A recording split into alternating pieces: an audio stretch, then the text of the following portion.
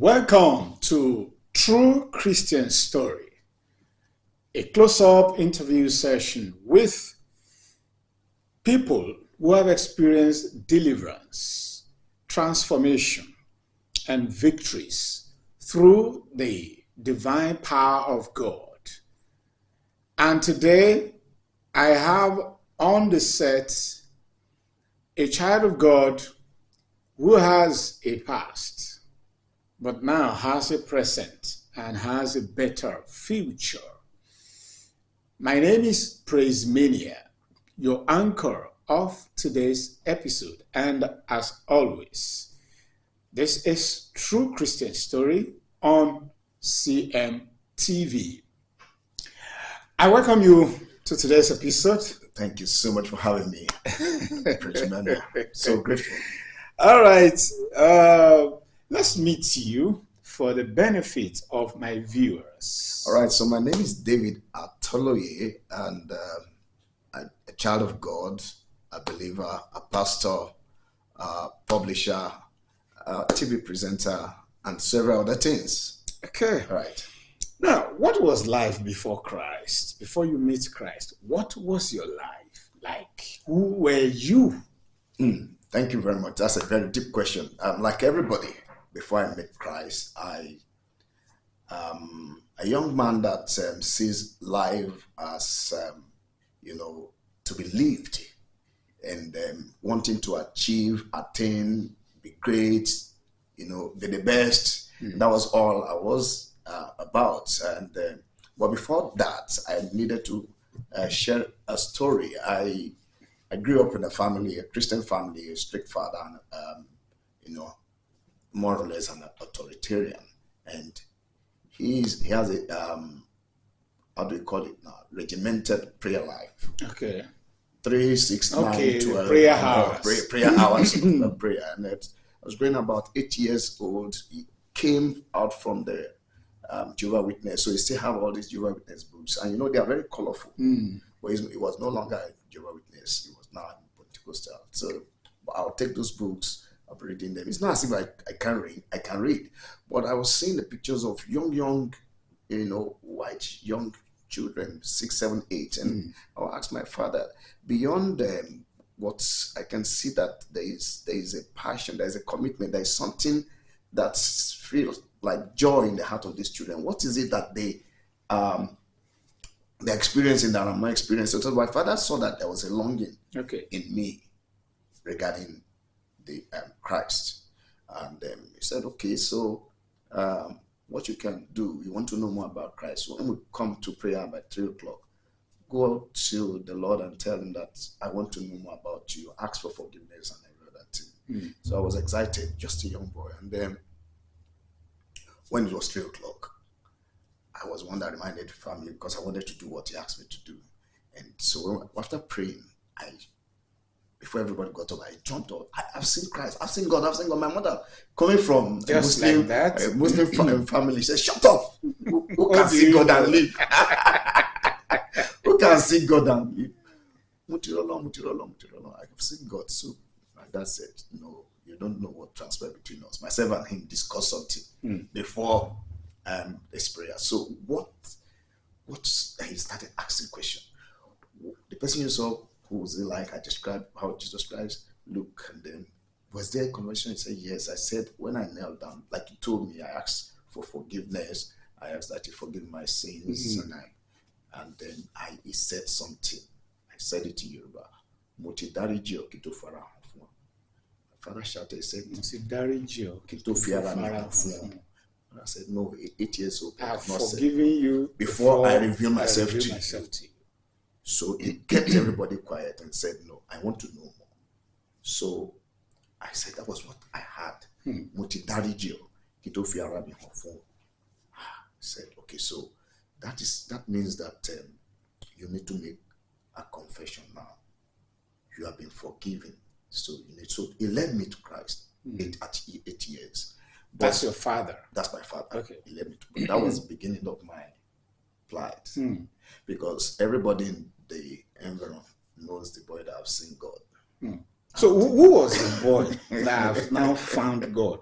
who was the boy? Describe the boy. Yeah, so well, because I was growing up in a Christian family, I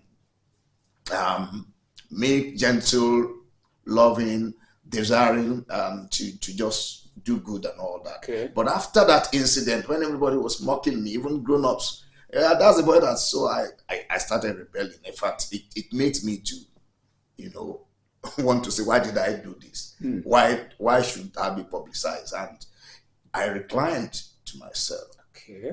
And then that was the beginning of, backsliding. And things that I was not doing before. You were timid. You didn't like exactly the way you were being castigated exactly, for declaring for Christ or for saying that Christ revealed himself to you. To me. So it rather than progressive. That's interesting. Rather than progressive. So, well, on the surface, my parents still says me, he's giving him life. Who has found Christ. Was the guy who has found Christ. You didn't know that. But now he has taken the life back from the shelf. So behind, just like things will happen, they will say, no, it cannot be him. But it was him. Because they come on. So gradually I was drifting, and I knew I was drifting. But unfortunately for me, I attended a school that has a motto that said, aim high, work hard. Aim high, work hard. I can't forget that motto. Aim high. So the whole of my projection was always high. Two reasons to it. I had a story of my dad. It was from my chieftaincy family. He was supposed to be made a king. And because he found Christ, the mother was an Erelu. She paid for the Erelu and all that. So the mother told him. You are from Lagos State. Lagos State. Okay. So the mother told him, they've decided that you are a king and they are coming to put the awokpa on you. As soon as it touches you and you said no, you die. So you cannot escape it. So it's better you run or you just collect it. So that was how my dad ran and told us, don't go to this place, don't go to this place. And all the landed properties, everything that was supposed to come to him, because he didn't go back down. We don't know. It was the pride. All the younger ones took it. So so those are some of the things when I was growing up that I was bitter about. How can somebody make us lose the throne because we found Christ? Which kind of father is this? And then we were blessed and rich because he was into printing. He was doing prints and he would collect printing from UBA Bank. In those days, early 70s, they were giving him. And my father would load this house with papers and turn it to tracts and ask us to be sending it to states. I said, look at all the money that we're supposed to be spending and enjoying.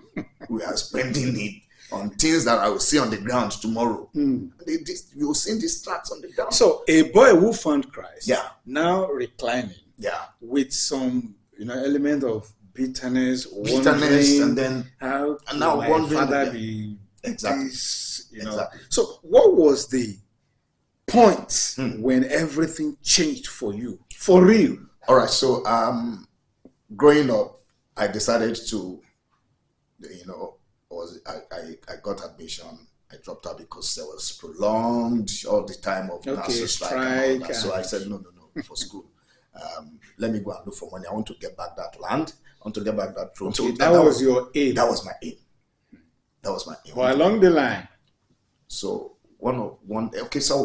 just one or two incidents before then to show you that it was always aiming high. When in 1995 Nigeria was to hold the Under-17 World Cup, I had a band and we vying for it and we won. We won the team song, and then we met the Coca-Cola MD and the representative of Coca-Cola and Fever, and I was even invited to Naikonuga in Abuja before the cancellation. Okay. So after the cancellation, the whole thing just fizzled out. But to now tell you that this person said the high aimer, the next, I wasn't even thinking of that. It affected us because we spent so much. We were expecting, that the song will be played during the, but all that's fizzled out. But the next year, that's 1996, just 30 years today. a friend of mine, a young man, we were in school together. He was a naval, not the sea naval, but this fishing boats. So he came back and he said he's been sacked. He has no place to stay. I have a 1-bedroom apartment, or a room and apartment that my dad gave to me. So he was staying with me. And when he started sharing his experience, I told him that, look, all this is story. You said a young man bought a boat, and then he sacked you and put his tribe. He said the Anibu guy owns the vessel, and sacked him and put on the boat. So, okay, so you are a young man, go and get a vessel. It was as if I put something on it. The next day he went out and he came back and said, can you believe that the word you told me gingered me to do something? And I went to Papa Wharf and I saw a fishing vessel. I approached the owner and I told them that I'm interested, and they said if you can get the money. That was how the journey of getting it. So I became the financier because I was able to go to my family members. I was able to rent some things, and then so he was a captain. So that's how we became partners. Okay. And interestingly, the ship got ready to sail, and we had to sail to Ghana. Now this ship is a dual purpose ship. It can haul up, it can fish, it can trump, it can do shrimping. Okay. And so the engine to sail it was ready, but the engine for the shrimping, for the hauling up of the vessel was bad. So we got a fishmonger, and people who are interested in fish, and they will say, okay, this is money, I'll put down money, repair it. So this woman said, I have money I even have that bad vessel, that engine. It's in Ghana. If you can move this ship to Ghana, we'll fish there. I'll fix the engine, we'll start fishing and we'll become partners. So we did a tripartite agreement. I've, as a financier, the person that got the hired the ship, and this woman that's provided the money, and we sailed to Ghana. And then on our way to Ghana, a trip that was supposed to take 1.5 days, we took 3 days because the ship was sinking. Because of the fault. Yes, because of the fault, the ship was sinking, and we started bailing out water. That was the first time I experienced. But eventually, you got to Ghana. We didn't get to Ghana. It was there. I was trying to tell my experience, my salvation experience. When all hope was lost that his ship was going to sink, I remember that I had been born again once. I know God. So I went to God. If you can save me from this experience, if you can just save me out of this, I will serve you. So eventually, God saved us. Somehow, miraculously. He heard the prayer. He had the prayer. And but of course, that's not a salvation message. So when we got to the harbor and we were put in hotel and all that, unfortunately, Duma has an ulterior motive for bringing us to. She wanted to sell the vessel, so she called myself and said, "You guys are Nigerian. I know Nigerians are fast. Let's swindle this owner. I'll give you some money and send you to America." I said, "No, that's not the way we told. This is our country. We are not going to do that." And so, okay, you want to be wiser than. And so one day, just arrange, destroy something in the fishing and put all the gadgets on the floor that we are the one that did it. Police were already. As we are coming back, unfortunately, she deliberately implicated. Exactly, deliberately implicated us, and that's kept us in Ghana for 2 years because they seized our passport. They said these Nigerians want to kill this woman and all that. Seized our passport. We're going to call. But what I'm trying to say is that it was during that period of time that we're having this challenge after we got into Ghana that I needed to meet somebody who was also into fishing, and he wanted to give me a contact for something I could be doing while we are facing the court case in Ghana. So I went to that church, and when I got there, I asked after the guy. The pastor said, "Oh, I have a guest minister that's coming today. I have sent your friend to bring the guest minister. Can you wait? By the time he comes back, he will sing." I wasn't there for church, even though I've told God that if he saves me, but I was not doing. I was actually doing. When we got there, the woman was trying to please us so that he can buy us over, put us in good hotel and all that. It was until she roped us, implicated us, that she threw us out. So I went to that church and by the time the minister came, a black American, and the church was IGC, Pastor Otabel's church in Ashama, Ghana. I can't forget yet. 30 years this year, 1996. So he came and then he ministered. After ministering, he made the altar call. I knew that the reason why I came to the church that day was not because I wanted to meet that man, but because I wanted to meet Christ. So I came out. So when I came out, in fact, that same day I spoke in tongue. So afterward, he now called me and said, I'm a missionary from America. The Lord has sent me here. I'm starting a Bible college. It's starting on Monday. See how the whole thing was? The Bible says it's called it starting on Monday. And then this was a Sunday, starting on Monday. If you don't mind, I said, we have been held down here for 2 years. For 2 years. We are going to be here for 2 years because the woman was just, prolonging, delaying. She won't come to court. She was just delaying the case. We put an emotional expertise so that the vessel would not go. She said that this Nigeria, they do not want Ghana business to prosper. They want to hinder. So the government said they should go. She said she wanted to test run the vessel. It was from test run. She disappeared. So we were going on with the court case. So that was how I gave my life, started Bible college, trained for that first 2 years. Then afterward, came back to Nigeria. He became my spiritual father because others What's were the praying. name? Reverend Ray Johnson. Okay. Other were praying in dollars, and he said, "No, I'm going to just, you are on scholarship." Okay. You actually attended the Bible school on scholarship. On scholarship. Wow. Now, they had a partnership with Casey Price Church, Friends University, to run a degree program. He said, "David, I see the hand of God upon your life. I want you to do this also degree program." And then so I had to come back. So to cut the long story short, I spent 7 years in Ghana, passing through all that. 7 years, yes, plus the court case time or outside? Yes, it closed. That's after the course. In fact, the day I graduated, the first 2 years, the October I graduated, that same day was the day we needed to go to, or the next day we went to the court, and the judge said, "I can't keep these Nigerians here any further." So since for 2 years they've been coming and nobody's coming wasting my precious time, I brought this case. That same day that I graduated. Wow. So I knew that it was the hand of God. So I came back to Nigeria. I was invited back again to do my BA, and that's my story. This is profound and very interesting. Tell us, what was the hardest battle you fought in your journey? The hardest battle, as in coming to Christ fully now as a trained Bible scholar, venturing into different gospel activities.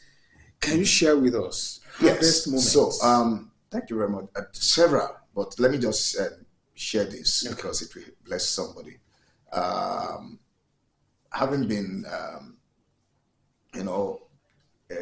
what do I call it during my youth periods, Rambo, going around with girls and all that. Whereas when I got born again, I still have that, it was as if I needed a deliverance. So I asked God, what am I going to do? So that was one battle you were fighting. One battle. Even as a transformed even as a child of God. Okay. So what am I going to do about this? So the Holy Spirit, I believe it's the Holy Spirit, ministered to my heart.